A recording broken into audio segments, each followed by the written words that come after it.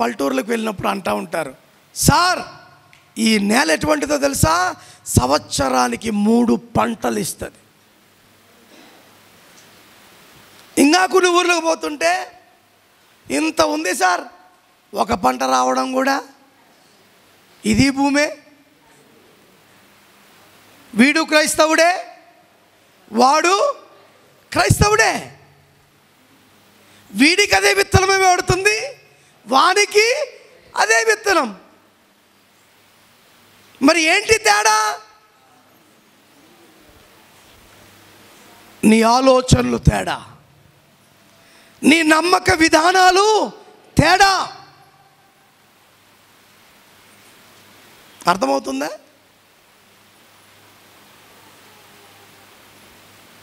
తేడా ఉంటుందా లేదా? ఇలాగా చెప్పండి. తేడా వారిని దేవుడు కోరుకోడు. ఎవరిని కోరుకుంటాడు? నిక్కర్సుగా దేవుని కొరకు రోషము కలిగి నిలబడే క్రైస్తవుడే దేవునికి కావాలి. అటువంటి వాడిని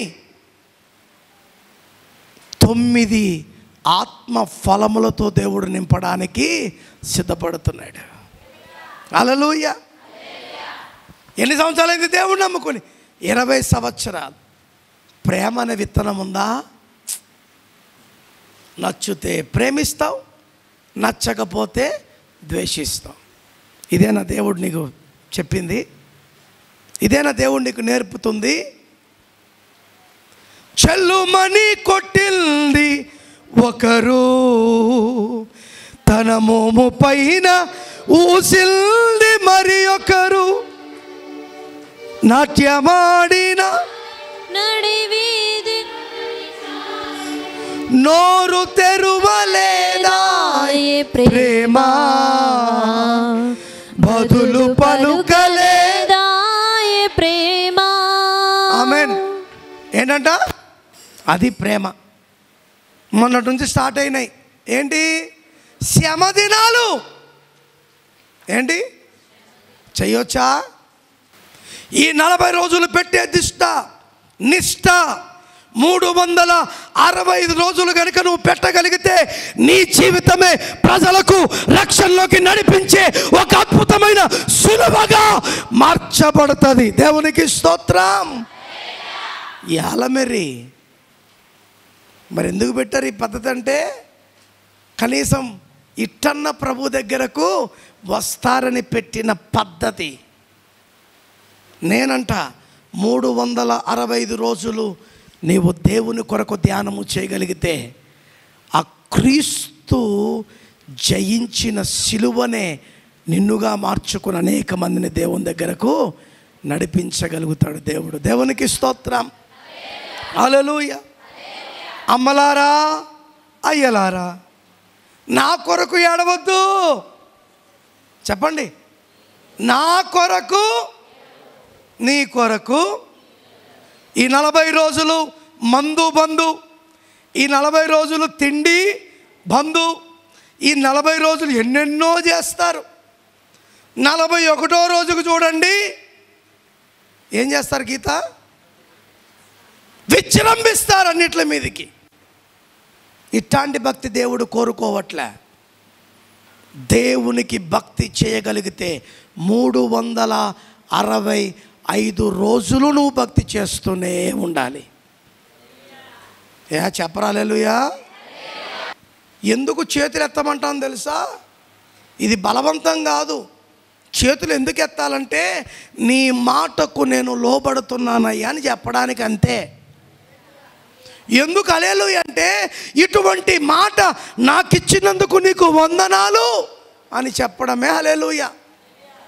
ఒకడు అన్నాడు, నువ్వు హల్లెలూయా చెప్పి దూత హల్లెలూయా చెప్తే దేవునికి మహిమలు ఎట్టబోతాయంటే, దేవుడు దూతలను కానీ తన రూపం ఇచ్చిన నీకు నాకు కానీ మొట్టమొదటిగా పెట్టింది ఏంటో తెలుసా? ఆయనను నువ్వు హల్లెలూయా చెప్పాలి. స్తుతులు అందుకున్న దూతలు హల్లెలూయా. ఇప్పుడు ఈ స్తుతులన్నీ ఎక్కడికి వెళ్తున్నాయి? స్తుతుల సింహాసనం మీద ఆసీనుడా. ఎవరంట? స్తుతుల సింహాసనం మీద ఆసీనుడైన దేవునికి వెళ్తున్నాయి. ఆమేనంటే జరుగునుగాక. చేతులెత్తుట, నేను నీ మాటకు లోబడుతున్నా, లోబడ్డాను కనుక నీకు మహిమ తెచ్చేటట్టుగా నేను బ్రతుకుతానని చెప్పేదే హల్లెలూయా. కొన్ని సంఘాల్లో ఆమేన్లు ఉండవు, కొన్ని సంఘాల్లో చెప్పట్లు ఉండవు, కొన్ని సంఘాల్లో ఇంకా స్తోత్రాలు ఏముండవు. చెప్పేటోడు బొమ్మలా చెప్తుంటే ఈనేటోళ్ళ బొమ్మలా ఆగింటుంటారు, ఏమి స్పందన ఉండదు. మీకు అందుకే మనం చూపించా నెహెమ్యా గ్రంథములో వారు దేవుని వాక్యం వినాలని మైదానములోకి వచ్చారంట.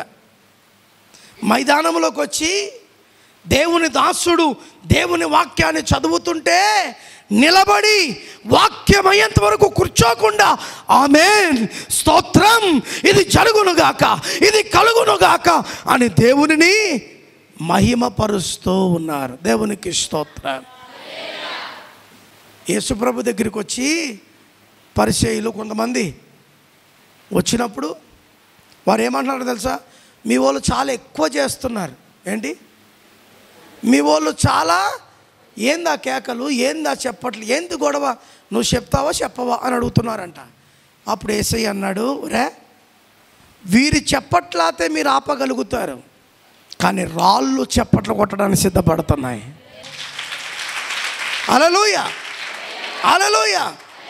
ఈ లోకములో ఉన్న అధికారులు, ఈ లోకములో ఉన్న వారు నీ గొంతులు నొక్కొచ్చు, కానీ నీ మనసును నొక్కేవాడు ఎవడు లేడు. ఈ మనసు నుండి నిత్య స్తుతులకు అర్హుడైన దేవునికి ఆ మహిమ వెళ్ళవలసిందే. ఈ లోకం మందిరానికి తాళమేయచ్చు నిన్ను మందిరంలోకి రానివ్వకుండా, కానీ నీ మనసులోకి దేవుణ్ణి రానియకుండా ఎవడైనా తాళము వేయగలుగుతాడన్నో. ఆమేన్, హల్లెలూయా. ఈ ఎర్రి బాగులోళ్ళు మందిరం మూసాం, తాళం వేసాం, బాగైంది అనుకుంటున్నారు. మాకు మందిరాలతో పని లేదు అబ్బాయి, మేమే దేవునికి మందిరమై ఉన్నాం. మరి ఎందుకయ్యా అంటే ఒక ఇంట్లో కూడడానికి కష్టము గనక అందరూ ఏకముగా కూడి ఆరాధించడానికే ఈ మందిరము. ఈ మందిరాన్ని మనం తీసుకపోం, ఈ మందిరాన్ని ఏమి మనము చేయలేం. అసలైన మందిరం ఎవరు? నేను. దేవుడు ఎక్కడ నివాసం అనుకుంటున్నాడు? నాలో. దేవుడు ఎవరితో మాట్లాడుకుంటున్నాడు? నాతో. దేవుడు ఎవరిని దర్శించాలనుకుంటున్నాడు? నన్ను నన్ను నన్ను నన్ను నన్ను నన్ను ఎందుకో తెలుసా? నన్ను తనలోనికి మార్చుకోవడానికి, నన్ను తనలా చేసుకోవడానికి ఆయన కోరుకుంటుంది ఎవరిని? నిన్ను, నన్నే. అందుకే ఎక్కడైతే ఇద్దరు ముగ్గురు నా నామములో కూడి ఉంటారో వారి మధ్య, ఇలా కూడినప్పుడు ఎవరున్నారు మన మధ్య? చెప్పండి, అర్థమవుతుందా? ఓ సంగమా, సార్వంగమా, పరలోకపు రాజ్యపు ప్రతిబింబం. ఇది మనం కట్టుకునేటచ్చు, కానీ కట్టుకున్నది మనమైనా దీనిలోకి వస్తున్నది మనము కాదు, మనను నడిపించిన దేవుడే. అందుకే సంఘము అంటే అర్థం ఏంటో తెలుసా? పరలోకపు రాజ్య ప్రతిబింబం. ఇది మెరుస్తూ ఉండాలి. ఒక అద్దాన్ని, ఒక ఎండకు ముందు ఒక అద్దాన్ని పెట్టి అన్న మనకి ఏమవుతుందండి? చెప్పండి. ఆ కాంతి ఎవడి ముఖం మీద పడితే సుర్రు అంటది. అలా ఈ లోకములో కూడా మనం ఎలాగుండాలి చెప్పండి? సుర్రుమనే భక్తి చేయాలా? అంటే సుర్రు అని ఎందుకో తెలుసా? క్రీస్తు వెలుగు సంగమం మీద పడితే ఈ వెలుగు లోకం మీద పడాలి.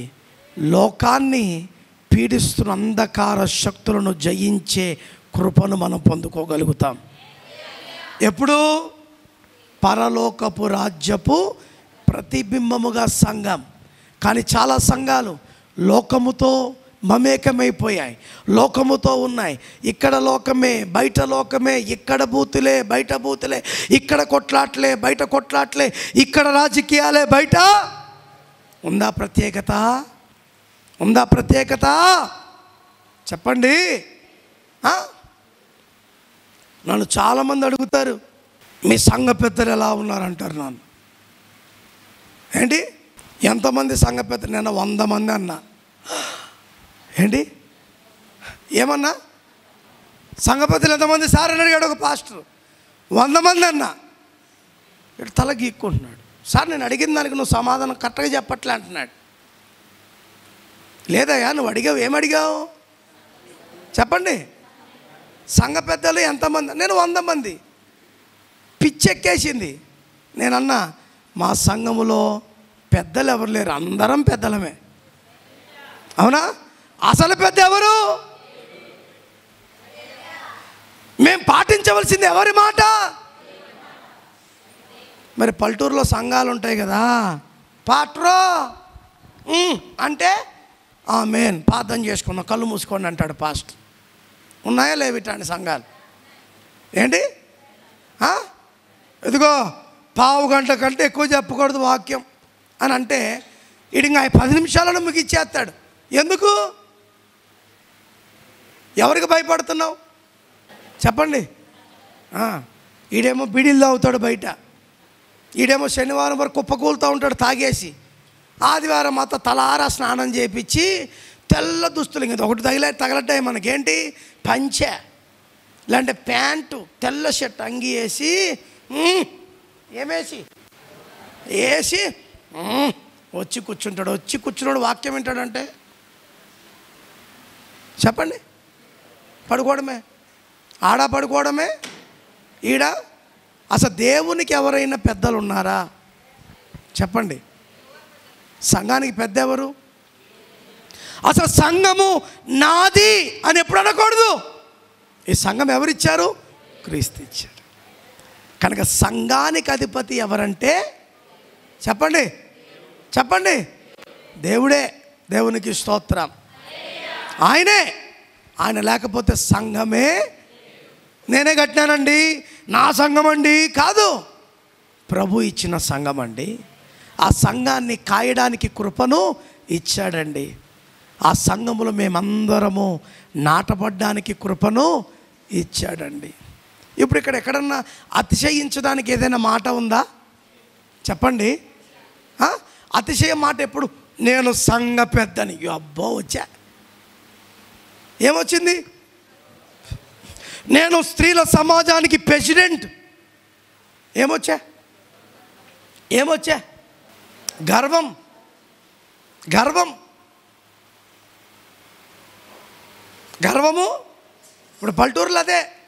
ఓ చర్చికి పోతే 40 మంది సంఘ పెద్దలు, పాస్టర్ మునిగిపోయాడు వాళ్ళు. ఎవడు పెళ్లి చేసుకున్నా 40 మందికి శాలువాలు కప్పాలంట, 40 మందికి దండలు వేయాలంట. అవసరమా? ఆ 40 మందికి శాలువాలు దండలు వేసేపాటికి భోజనాలు ఖర్చు అయిపోవు. ఒకడు అంటాడు మా సంఘానికి కలే పెద్దలు. పెద్దలు కళ అన్నావు కనుక అసలు దేవుని కలే లేదు దాంట్లో. ఎవరుండాలండి దేవునిలో? సంఘంలో ఎవరుండాలండి? దేవుని ప్రత్యక్షత. వచ్చిన వారు నన్ను కాదు చూడవలసింది, నాలో ఉన్న క్రీస్తును చూడాలి. వచ్చిన వారు నా స్వరము కాదు వినవలసింది, గంభీరమైన శక్తి కలిగిన అద్భుతాలు చేయగలిగిన దేవుని స్వరమును వినగలిగినప్పుడు ఆ స్వరమే నీ జీవితాన్ని మార్పులోకి నడిపించేస్తుంది. హల్లెలూయా.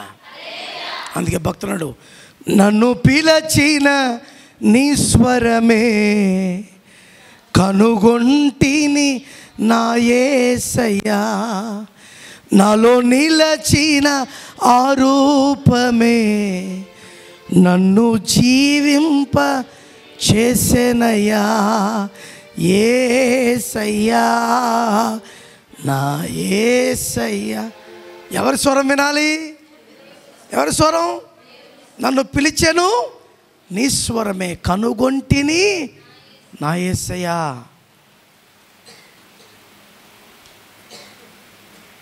ఈరోజు దానియేలు, షద్రక్, మేషక్, అబేద్నెగోలకు తెలియజేస్తున్న మాట, నిన్ను నన్ను పిలిచిన వాడు సామాన్యుడు కాడు. రాజ్యములకు ఆయన రాజు, ప్రభువులకు ప్రభువై ఉన్నాడు. ఆయన మాటకు మనం లోబడగలిగితే ఎన్ని శ్రమలు, ఎన్ని కష్టాలు, ఎన్ని నిందలు, ఎన్ని అవమానాలు వచ్చినా వాటి నుండి దేవుడు నిన్ను బయటకు నడిపించగలుగుతాడు. దేవునికి స్తోత్రం. హల్లెలూయా, హల్లెలూయా. దేవునికి భయపడండి రా స్వామి అంటే మనం ఎవరికి భయపడుతున్నాం? సంఘ పెద్దలకు భయపడుతున్నాం. ఇంకా ట్రెజరర్కి ఎక్కువ భయపడతారు. ఎవరు ట్రెజరర్ అంటే ఎవరో తెలుసా? ఖజానాదారుడు. సంఘములో వచ్చే డబ్బంతా ఆడి దగ్గరే ఉంటుంది. పాస్టర్కి జీతం ఇవ్వాల్సిన వాడు కూడా చెప్పండి. అందుకే ప్రెసిడెంట్కి తొందరగా భయపడరు, మెంబర్స్కి భయపడరు. ఎవరికి ఎక్కువ భయపడతారో తెలుసా? ఎందుకు? కొద్దిగా తేడా అయిందనుకో, 5వ తారీఖు ఇవ్వాల్సింది 10వ తారీఖు ఇస్తాడు. 10వ తారీఖు ఇవ్వాల్సిన వాడు 15వ తారీఖు ఏం చేస్తాం? అందుకే మనం సంతోషం, మన జీతం ఇచ్చేవాడు దేవుడే కదా, మన ప్రతిఫలం ఇచ్చేవాడు ఎవ్వడి చేతి కింద మనం లేం, ఒక దేవుని చేతి కింద తప్పించి. అందుకే ఆయనకు భయపడాలి, అందుకే ఆయనకు లోబడాలి, అందుకే ఆయనను ప్రేమించాలి, ఆయనను అనేక మందికి పరిచయము చేయాలి. చెయ్యాలన్నానని బలవంతంగా దేవుని వైపు తిప్పవలసిన పని లేదు. చెప్పడం మన బాధ్యత. వినువాడు మంచిగా వింటే ఆ విత్తనమే వాళ్ళు కార్యసిద్ధిని చేస్తారు. ఇక్కడ ఉన్నోళ్ళు ఇంటికి వచ్చామనుకో, ప్రార్థన చేసి మీ ఇంట్లో ప్రార్థన జరిగిందనుకో, చక్కగా నువ్వు పెట్టిన భోజనం తిని ఆశీర్వదించి వెళ్తానికి ఏం చేయాలా? ఇంటి వరకు వచ్చినందుకు వందనాలు ఎవరన్నా చెప్తారా? నాకు అనిపించింది నిజంగా తెలివి కలిగిన వారు అనుకుంటాం, కానీ మనం చాలా ఐఎమ్ వెరీ బ్రిలియంట్ అనుకుంటాం. మనంత బుద్ధిహీనులు ఎవరు ఉండరు. నన్ను అడిగేది 2-3 రమ్మంటారా సార్ అంటారు. నేను వద్దన్నంత మొదలు ఆగిపోతావా? మళ్ళీ పైపెచ్చికి సారే వద్దనే బా నేను పోతా అంటే ఎప్పుడు నింద వేసుకోవడానికి ఇష్టపడం. నిందను ఇతరులకు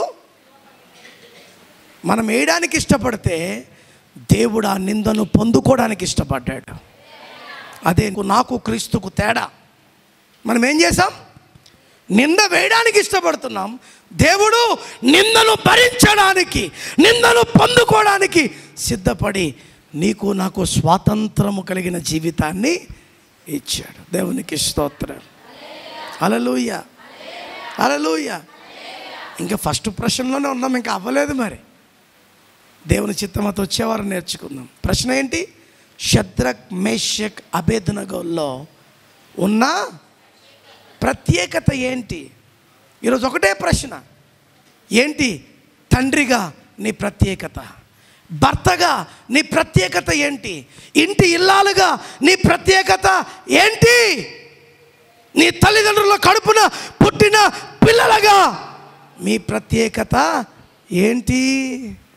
ప్రత్యేకత లేని బ్రతుకు బ్రతికావా? అది బూడిదలో పోసిన పన్నీరే. బూడిదలో పోసిన, చెప్పండి, బూడిదలో పోసిన. అందుకే రోషము కలిగిన వారు దేనికి తల వంచరు తెలుసా మీకు? గుర్తుపెట్టుకోండి. ఏంటండి?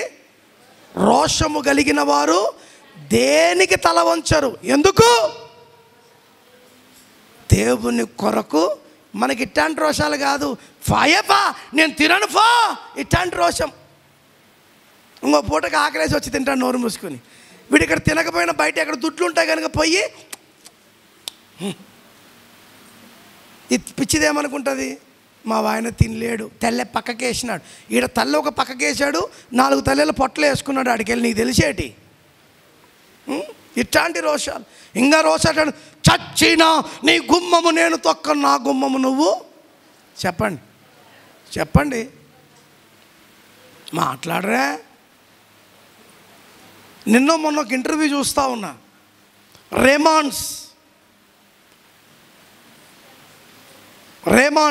అర్థమైందా? రేమాన్స్ అంటే ఏంటో? ప్యాంటు గుడ్డ, షర్టు గుడ్డ తయారు చేసిన ఓనర్ ఏమంటాడు తెలుసా? నా కొడుకు నన్ను ఇంట్లోంచి తరిమేశాడు, ఇప్పుడు నాకు ఎవరు లేరు, ఈ 13 అంతస్తుల బిల్డింగ్లో నేను ఒక్కడనే ఉంటున్నాను అని అన్నాడు. ఎన్ని? 13 అంతస్తుల బిల్డింగ్ని ఆడొక్కడే చూసుకుంటున్నాడు, ఇంకెవ్వరు లేరు. ముసలోడు. నాకు అనిపించా, ముసలోడా ఇంత ఉండి కూడా, అవునా కదా చెప్పండి, అనిపించా. ఇట్లాంటి 13 అప్స్టేర్లు వద్దు, ఏమొద్దు, ఉన్న కాడుకుంటే. దేని కొరకు ఇవన్నీ? డబ్బు కొరకు కాదా? ఆస్తి కొరకు కాదా? అందుకే మా తల్లిదండ్రులు మాకు ఆస్తి సంపాదించలే, మాకు ఇచ్చిన ఆస్తి ఒకటే, బైబిల్. అందుకే కొట్లాట్లే లేవు, కొట్లాట్లే. దేవునికి స్తోత్రం. పంట వేస్తున్నాం, పండించుకుంటున్నాం, తింటున్నాం. ఏ పంట? ఇప్పుడే కదా సార్ ఆస్తి లేదంటివి మళ్ళీ పంట అంటున్నామంటే, మా పంట దేవుని మందిరాలే. దేవునికి స్తోత్రం. హల్లెలూయా. బాగా దండిగా ఉన్నాయనుకో, పెద్దోడికి 3, చిన్నోడికి 3, ఆఖరోడికి 3, 3 ముక్కలే. 3 నేనంట సంపాదించడం తప్పనను, కానీ దాన్ని కాపాడుకోవడం కూడా చాలా గొప్పే. నేను పడే కష్టం నా పిల్లలు పడకూడదని సంపాదించారనుకో, నువ్వేం చేస్తున్నావు? సర్లే ఆస్తి తీసుకోవద్దన్ను, కానీ తీసుకున్న ఆస్తిని నీకు దమ్ముంటే రెట్టింపు చేయాలి, కానీ ఉన్నదాన్ని పోగొట్టుకోకూడదు. ఈరోజు చాలామంది ఎలాగున్నారు? ఉన్నదాన్ని నాకేం, అది అమ్ముకుంటా ఇంత వస్తుంది, ఇది అమ్ముకుంటా. కొన్ని పరిస్థితులు అమ్ముకోవచ్చు. ఎప్పుడు? ఇంకా ఊర్లో ఉండలేక మేము బ్రతకడానికి ఇక్కడ వచ్చేసాం కనుక. ఇప్పుడు చాలామంది కర్నూలుకి ఎందుకు చేరుతున్నారు తెలుసా? పల్లెటూరులో ఉండలేక పొలాల గిరాలను అమ్ముకొని వచ్చి ఇక్కడ ఏం బిజినెస్ చేస్తున్నారు తెలుసా? కిరాణం కొట్టన్నా పెట్టుకుంటున్నారు, లేదంటే ఫైనాన్స్ బిజినెస్ అయినా. నేనంట, ఒకటి రక్తముతో తీసుకునే సొమ్ము కంటే కష్టపడి చెమటోర్చి సంపాదించుకుని ₹1 ఉన్న సంతోషం ఇంకెక్కడా దొరకదు. అవునా? ఇప్పుడు 10,000 వడ్డీకి అడుగుతుంటే ఎంత పట్టుకుంటున్నారు అమ్మా? చెప్పాలా? ఒకప్పుడు ₹1,000, ఇప్పుడు 2,000 పట్టుకుంటున్నారు. ఏం పట్టుకుంటున్నారు? 2,000 పట్టుకుంటున్నారు. న్యాయవంతం ఎక్కడైనా ఉందా చెప్పండి? ₹1,00,000 ఊరి నుంచి తెచ్చుకుంటే వీడు సంవత్సరం తిరగకుండా ₹1,00,000ని 10 లక్షలు చేస్తున్నాడు. ఇప్పుడు ఆ 10 లక్షలు చేసుకుని నువ్వేదో కొనుక్కుంటావు, చేసుకుంటావు, అది నీకు అచ్చు రాలేదానికి ఏంటి దానివల్ల ప్రయోజనం? నువ్వు కొన్న ఇల్లు అలాగే ఉండొచ్చు, కానీ నీ ఇంట్లో నీ కొడుకు బాగాలేకపోవచ్చు, నీ కూతురికి బాగాలేకపోవచ్చు, ఎవరికైనా ప్రమాదకరమైన పరిస్థితులు వచ్చి ఏమైపోయింది నీ డబ్బు చెప్పండి? అందుకే మనులు మాణిక్యములున్నా మేడ మీదలు, ఇదిగో మదిలో యేసు, ఏది ఉన్నా గుర్తుపెట్టుకో, ఏది ఉన్నా గట్టిగా, ఏది ఉన్నా అది అది మనం దేని కొరకు పాటలు? మనులు, మాణిక్యాలు. ఇంకా చెప్పండి. ప్రతి క్రైస్తవుడు ఎలాగ ఉండాలంటే పారే నీటి వలె ఉండాలి. ఎలా ఉండాలి? నాచు పట్టే నీరు ఉంటుంది, పారే నీరు ఉంటుంది. నాచు పట్టిన నీరు దేనికి పనికిరాదు, గలీజికి తప్పించి. పారే నీరు, ఇప్పుడు పారుతున్న నీరు నేను ఇలా తీసుకుని అని తాగి మళ్ళీ చేయి పెట్టేపాటికి కొత్త నీరు వచ్చింటుంది అక్కడికి. నేను తాగే నీరే అక్కడ అని ఎందుకన్నా నీ మాట? ఈ పారే నీరు దేనికి సాదృశ్యం అంటే, నాయన రోజుకి రోజు ఉంటే ఒకరి దగ్గర చేయి చాచకుండా, ఒకరి దగ్గర ఏడవకుండా, రోజుకి రోజు ఉంటే ఇప్పుడు కొట్లాట్లన్నీ దేనికి? పాకర పట్టిన నీళ్ళకే. ఏంటండి? కొట్లాట్లన్నీ పాకర పట్టిన నీళ్ళకే. మరి పారే నీరు కొట్లాట ఉందా? ఉన్న కాడికి తింటిమి, ఉన్న కాడికి మస్తుగా. చెప్పండి. దేవునికి స్తోత్రం. ఇప్పుడు ఏం లేదనుకో, ఎల్లుల్లిపాయ కారం వేసుకొని తింటాం. ఏరా ఎల్లుల్లిపాయ కారం వేసుకొని ఎందుకు తింటున్నారని ఎవరిని అడుగుతాడా? దాంట్లోనే తృప్తి. ఉందనుకో బిర్యానీ తెచ్చుకొని తింటాం. ఎరా బిర్యానీ తెచ్చి ఏమన్నా అడుగుతాడా? చెప్పండి, అవునా కాదా? కనుక ఏది మేలు? నేను అదే కోరుకున్న దేవుడు, నాకు పారే నీరు ఉంటే చాలు. నిలబడిపోయిన నీరు ఏమవుతుంది? వాసన, గలీజు, ఇంకా చెప్పండి పాకరే. రా, నా అకౌంట్ డీటెయిల్స్ అన్నీ ఇస్తా. 5 రూపాయలు 2 రూపాయల కంటే ఎక్కువ ఉండవు దేంట్లో, తెలుసా?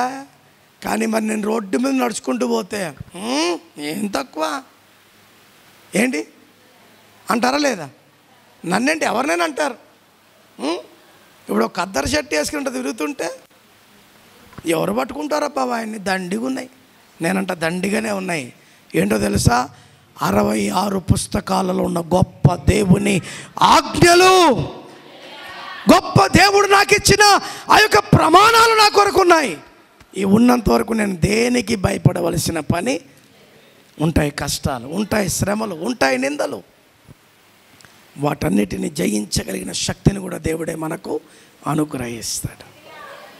కనుక ఈరోజు ఒకటే ప్రశ్న, ఎవరైనా నీ ఇంట్లో నీ ప్రత్యేకత ఏంటి అంటే ఏంటి నీ జవాబు?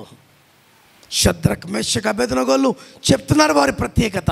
మేము దేవుని ఆజ్ఞ తప్పించి వేరే ఆజ్ఞకు మొక్కవలసిన పని మాకు లేదు, నమ్మవలసిన పని మాకు లేదు. మేము కేవలము దేవుని మాటను మాత్రమే నమ్ముతాం, దేవుని మాట ప్రకారంగానే నడుస్తాం. అందుకే వేడిగల అగ్నిగుండము నుంచి దేవుడు వారిని కాపాడాడు. అందరూ కళ్ళు మూసుకుందామా, అడుగుదామా?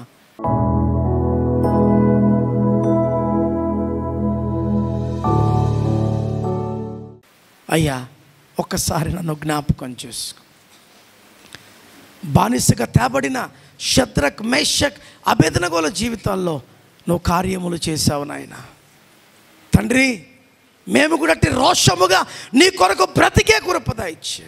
దానియేలు ఏ విధంగా వారిని బలపరిచాడో, దానియేలు నువ్వు ఏ విధంగా బలపరిచావో అలాంటి బలమైన ఆత్మీయ తల్లిదండ్రులుగా మా దాసులను మాకు ఉంచావయ్యా. వారి ద్వారా మేము బలం పొందుకోగలిగిన కృప ఇచ్చే. మా కష్టాలు, శ్రమలు, నిందలు, అవమానాల నుండి మేము గొప్ప విజయవంతమైన జీవితాన్ని జీవించే కృప ఇచ్చే. ఇవన్నీ జరగాలంటే నీ ఆజ్ఞకు మేము లోబడాలి, పాటించాలి. అట్టి జీవితాన్ని మాకు దయచేయమని. ఎందరైతే నీ మాటలు విన్నారో ఆ మాటలన్నింటిలో కూడా మీరు తోడుగుండి గొప్ప ఫలభరితంగా ఉండే కృప దయచేయమని. రోషము కలిగిన షద్రక్ మేషక్ అబేద్నెగోలుగా మా జీవితాలను మీరు మార్చమని యేసు పరిశుద్ధ నామములో అడుగుచున్నాము తండ్రి, ఆమేన్. God bless you.